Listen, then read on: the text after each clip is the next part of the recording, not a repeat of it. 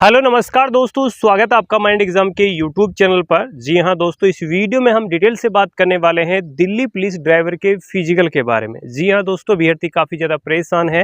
कुछ साथियों ने आपका फिजिकल क्वालिफाई भी कर लिया है, परंतु दोस्तों जिनका फिजिकल आगे है 28 तारीख तक है, वो काफ़ी परेशान है। चाहे वो वहाँ कौन कौन से डॉक्यूमेंट लेके जाने हैं, किस टाइम वहाँ पहुँचना है, कितने बच्चे पास हो रहे हैं, कितने बच्चों का आपका फिजिकल क्लियर हो रहा है, कितने बच्चों का बैच बन रहा है, जितने भी आपके सवाल हैं इस वीडियो में कंप्लीट क्लियर करने वाले हैं। हमारे साथ गुलशन है और इनका फिजिकल 14 तारीख को कंप्लीट हो चुका है।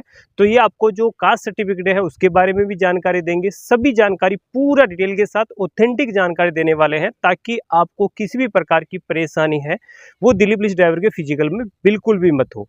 तो यहाँ सबसे पहले गुलशन से बात करने वाले हैं और सबसे पहले गुलशन को बधाई भी देंगे, क्योंकि इनकी जी तोड़ मेहनत थी वो आखिर काम आई। ये अभी माइंड एग्जाम ड्राइविंग स्कूल में हैं, वो ड्राइविंग की तैयारी कर रहे हैं और फिजिकल भी काफ़ी इनका अच्छा था। इन्होंने 2 से 3 बच्चे जो फर्स्ट आए उनमें भी आए। सबसे पहले गुलशन को हम बधाई देना चाहते हैं। नमस्कार सर, बहुत बहुत बधाई आप। हाँ, थैंक यू सर, तो धन्यवाद। सबसे पहले मैं गुलशन आपसे सवाल पूछना चाहूँगा कि वहाँ पहुँचना कैसे है, जो आपका वजीराबाद सेंटर है वहाँ पहुँचना कैसे है वो आप बताएं। सर वहाँ पे पहुँचने का तरीका तो सबसे पहले तो लाइन बनती है वहाँ पे बाहर।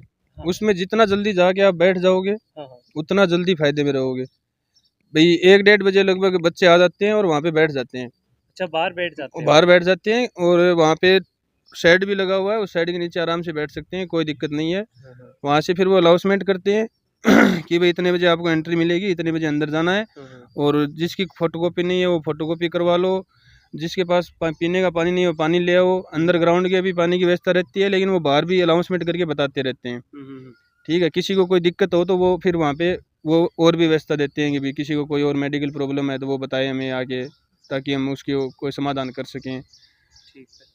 बहुत कोऑपरेटिव स्टाफ है और बाकी वहाँ से अनाउंसमेंट होता रहता है माइक के अंदर। जब आप मतलब 4:30-5 बजे जब वहाँ से आप लाइनों में थे, उसके बाद जब 7 बजे से एंट्री स्टार्ट हुई, तो जब एंट्री जो बाहर वाला गेट है उससे जब एंट्री अंदर हो रही है, तो अंदर कोई और लाइनें लगती है अंदर? नहीं सर, अंदर वो ऐसे है कि प्रत्येक ग्राउंड का एक टेंट लगा हुआ होता है। ठीक है, तो 1 नंबर ग्राउंड का पहले टेंट आ गया, उसके अंदर एंट्री कर जाओ। वो वहाँ पे बोर्ड लगे हुए हैं कि भी 1 नंबर ग्राउंड आ गया, तो 1 नंबर ग्राउंड में एक गेट है, उसके अंदर एंट्री कर जाओ। वहाँ पे कोई ज़्यादा इतनी वो नहीं है, भीड़ भाड़ वाली बात है, आराम से एंट्री कर जाओ आप। फिर वहाँ पे टेंट लगे होते हैं, उसके अंदर जाके बैठो आराम से, फिर उसके बाद वो अपनी कागजी कार्रवाई शुरू करते हैं। अच्छा, ठीक है। तो मैं आपका कौन सा बेच था और पहले बेच में रनिंग कब से स्टार्ट हो जाती है? सर मेरा फर्स्ट ही बैच था।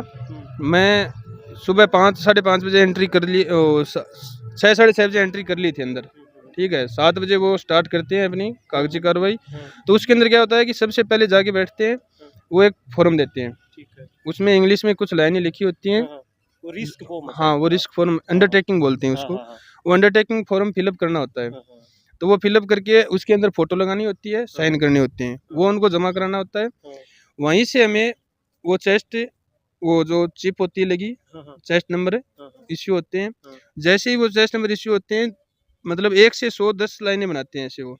उनमें आगे के 10 बंदे वो 50 का बैच तैयार करते हैं सबसे पहले। ठीक है। तो ये जो चिप लगाते हैं, तो चिप कहाँ लगाते हैं, और मतलब चिप में अगर रनिंग हम कर रहे हैं तो कौन कौन सी चीज़ों का हम ध्यान रखना है हमें? सर चिप वो जो चेस्ट वाली जो होती है पट्टी, उसके अंदर लगी होती है 2। हाँ। वो ये बात बोल के बताते हैं कि आप चेक कर लो इसके अंदर है या नहीं है। उसमें एक गद्दी सी होती है, उसको ऐसे दबाते हैं तो उसको पता चलता है कि हाँ चिप है हमारी इसके अंदर। अगर वो नहीं होती है तो आप उनको बोल सकते हो और दूसरी वो चेस्ट नंबर ले सकते हो। ठीक है। उसके बाद क्या होता है कि वो चेस्ट नंबर इश्यू हो गए, वो बैच बन गया 50 का। फिर हमें ट्रैक के ऊपर ले जाया जाता है। ट्रैक के ऊपर अपना सामान साइड में ग्राउंड के अंदर रख दो आराम से, और टॉयलेट वगैरह करो, कोई दिक्कत नहीं है, पानी वगैरह पियो। वहीं पे फिर सामने कंप्यूटर लगा होता है, उस कंप्यूटर के ऊपर अंदर वो अपने फिलअप करते हैं फॉर्म वगैरह, और वहाँ पे हमें साइन करने होते हैं फोटो के नीचे। ठीक है। पहले साइन नहीं करने होते, उनके सामने करने होते हैं। ठीक है। वहाँ पे साइन हो गए, सिग्नेचर के बाद प्रत्येक बंदा वहाँ पे वो फार्म देगा और ट्रैक पे जाएगा। ठीक है। ट्रैक पे जाने के बाद वो बताते हैं कि भी प्रत्येक बंदे के अंदर एक हाथ का गैप होना चाहिए। ठीक है। ठीक है, चिप के लिए, क्योंकि वो जंप ना कर जाए, इसलिए वो बताते हैं कि भी एक हाथ का गैप रखो। टाइम आपका तभी स्टार्ट होगा जब इसके नीचे से निकलोगे। ठीक है। आराम से नीचे से निकलना है, वैसे भाग दौड़ मचानी नहीं है। आराम से बताते हैं वो। फिर एक हाथ का गैप रख के आप दौड़ो, आराम से फिजिकल क्लियर हो जाता है। अच्छा, ठीक है। जब फिजिकल हुआ तो कितने बच्चों का बैच बना, और मतलब आपका कौन सा नंबर था, और क्या मतलब जो बच्चे फेल हुए तो उनका क्या रीज़न था? या तो वो रुक गए थे, या उनके बीच बड़ा गैप था, या वो धूल की वजह से या गर्मी की वजह, किस वजह से रनिंग नहीं कर पाए? आपको क्या लगता सर हमारा जो बैच बना वो 50 लड़कों का बैच था। उसमें से 4 थे वो 30+ थे, ठीक है। बाकी दौड़ने की एक स्ट्रेटेजी रहती है कि जितना हमारा स्टेमिना है ना उस हिसाब से दौड़ना चाहिए। उसमें कई बच्चे ऐसे भी हैं जो पहले राउंड में जोर लगा देते हैं पूरा अपना, फिर उनसे वो 4 राउंड नहीं होते। तो कुछ तो इस वजह से रह जाते हैं कि भाई पहले राउंड में जोर लगा दिया, वो अगले राउंड उनसे कंप्लीट हुए नहीं, वो बीच में रुक गए। और बीच में रुकने वालों की संख्या ज़्यादा थी। मेरे को यही मतलब मैं भी थोड़ा बता सकता हूँ अपने एक्सपीरियंस के हिसाब से कि भी दो पहले राउंड में जोर लगा गए, उनसे वो 4 चक्कर हुए ही नहीं कंप्लीट, उनका दम पाट गया या जो भी है, उनका स्टेमिना बचा नहीं, तो उनसे वो दौड़ कंप्लीट नहीं हुई। और रुकना तो है ही नहीं, रुकना सबसे बड़ी वजह है दौड़ नहीं होने का। बाकी कोई वो धूल वाली वो कोई इश्यू नहीं था, बढ़िया घास उगी हुई थी, शानदार ग्राउंड था, आप बिना जूतों के भी दौड़ सकते हो। उसमें से एक तो 30+ वाला फेल हो गया, और 7 बंदे और थे जो उसमें रह गए थे, ठीक है, वो दौड़ में फेल हो गई। और जो 30+ वाला हुआ था वो तो 3 सेकंड से फेल हुआ था। 8 मिनट। हाँ, और बाकी वो जो फेल हुए थे वो तो मतलब पहुंचे ही नहीं वो एंड पॉइंट पे, वो पहले रुक गए थे, ठीक है। उन वजह से फिर वहाँ से फिर वो फोटो वगैरह लेते हैं, फिर हमें ले जाते हैं लॉन्ग जंप की तरफ। भाई ये हाथियों नहीं ले जाते, वहाँ 15 मिनट का गैप देते हैं, आराम से अपना सांस टिकाओ, बढ़िया तरीके से रिलैक्स हो, वहाँ फिर फोटो होती है, फिर वो ले जाते हैं। तो वहाँ लॉन्ग जंप में ले जाके वो पहले तो हमें बताते हैं कि भाई ये फट्टा है, वाइट फट्टा होता है, उसके ऊपर धूल लगी होती है, वो आप कपड़े से साफ करते हैं, और वो बताते हैं कि इस फट्टे के ऊपर पैर आएगा तो कोई दिक्कत नहीं है, फट्टे के जस्ट अगले कोर के ऊपर उन्हें चूना डाला हुआ होता है कि भाई अगर ये चूना थोड़ा सा भी उकचुक हुआ या फिर इसके ऊपर पैर आया तो आप फाउल होगे। प्रत्येक बंदे को बढ़िया तरीके से समझाते हैं। फिर वो जैसे ही वो जंप स्टार्ट करते हैं, फिर जैसे ही अपना पैर उसके ऊपर टिकता है ना, जैसे ही वो पट्टा पार कर जाता है तो वो फाउल हो जाता है, तो उस बंदे को वापस बुला के ये भी बताते हैं कि बेटा तेरा पैर यहाँ आया था इसलिए तू फेल हुआ है, ठीक है। पूरी जानकारी देते हैं और बढ़िया तरीके से जंप करो। और मेरा तो मैं चौथे नंबर पे था रनिंग में, 6-10 टाइम आया था मेरा, आराम से रनिंग हो गई थी। उसके बाद मैंने जंप भी पहले अटेम्प्ट में क्लियर किया था, और कई 3-4 बंदे थे जिनका मतलब जंप हुआ ही नहीं, उनकी नहीं होने की। अब हम बात करेंगे डॉक्यूमेंट के बारे में कि कौन कौन से डॉक्यूमेंट चेक हो रहे हैं, क्या लास्ट डेट का बाद का EWS SC ST OBC certificate check हो रहा है, नहीं हो रहा है, या चल रहा है, नहीं चल रहा, और लाइसेंस है वो लास्ट डेट के बाद का वो वैलिड कर रहे हैं या नहीं कर रहे हैं। तो सबसे पहले लाइसेंस, और उसके बाद सारे डॉक्यूमेंट आप बताइए कि लास्ट डेट या स्टेट के है वो वहाँ वैलिड कर रहे हैं या नहीं कर रहे हैं। सर लाइसेंस वाला तो पहली बात तो ऐसा कोई लड़का वहाँ पहुँचा ही नहीं जिसका डेट के बाद में बना हो, ठीक है, और वो पहुँचते ही नहीं है, पहुँचना भी नहीं चाहिए, क्योंकि लाइसेंस तो उन्होंने स्पष्ट लिख रखा है कि 22/7/2022 के बाद अगर किसका बना है तो वो मान्य होगा ही नहीं। और रही बात EWS और OBC सर्टिफिकेट की, तो वो अगर आपका 2023 का लेटेस्ट बना हुआ है तो वो मान्य करते हैं, वो आराम से, कोई दिक्कत नहीं है उसमें, कोई वो आपको नोटेरी वगैरह वो लगाने की जरूरत नहीं है उसमें। हाँ जी, ये जो भ्रम फैला रखे हैं कि भी पुराना भी चाहिए नया भी चाहिए, ऐसा कोई भी नहीं है। आप जो बना हुआ है प्रेजेंट में, जो नया बनवा रखा है वो ले जाके आप जमा करवा सकते हो, कोई दिक्कत नहीं है उसमें। पास पुराना 5-6 साल हाँ पुराना भी है तो वो नया बनवाया है, नया तो चाहिए। अच्छा, पुराना है नया नहीं है तो? पुराना है नया नहीं है तो वो वहाँ पे बोलेंगे भी नया क्यों नहीं ले गया, क्या वजह रही आपकी। हाँ, उसमें क्या कि नया चाहिए उनको। फिलहाल वो इतना ही गौर करेंगे 2023 का है आपके पास, ठीक है तो है, वो चाहे स्टेट का हो चाहे सेंटर का हो, कोई भी हो।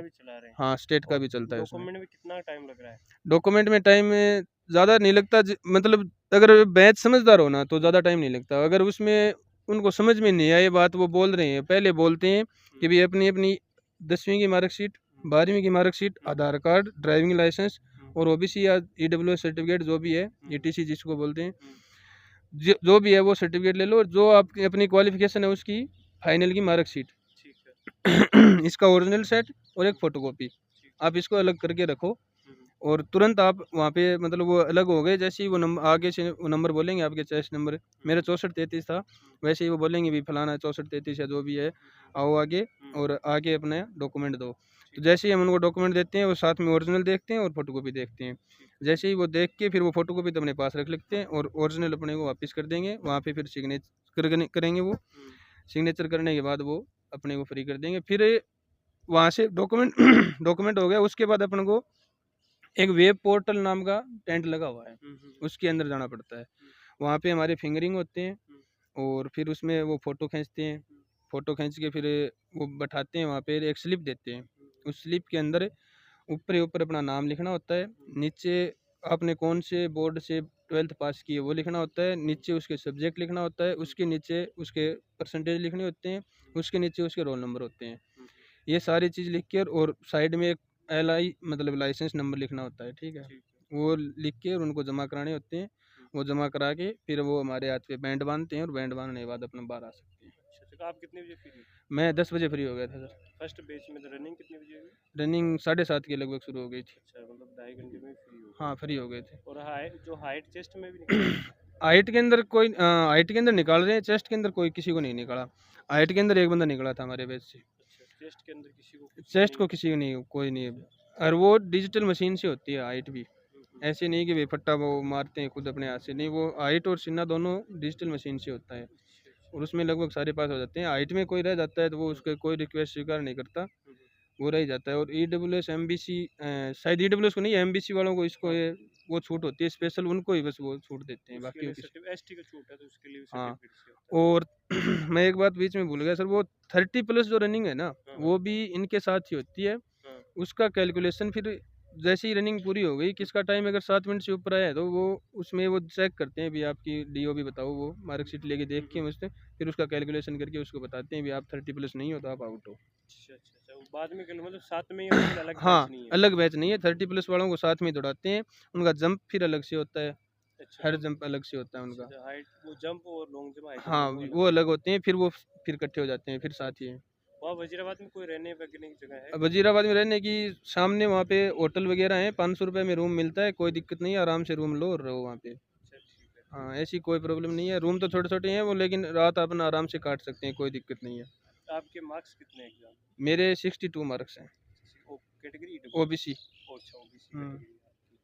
ठीक है, तैयारी ड्राइविंग की कैसी चल रही है? ड्राइविंग की बढ़िया तैयारी चल रही है, शानदार अच्छा कर रहे हैं जी लगा के, अच्छा, ठीक है, ओके, थैंक यू। आपकी सानिध्य में। थैंक यू सर, धन्यवाद। ओके।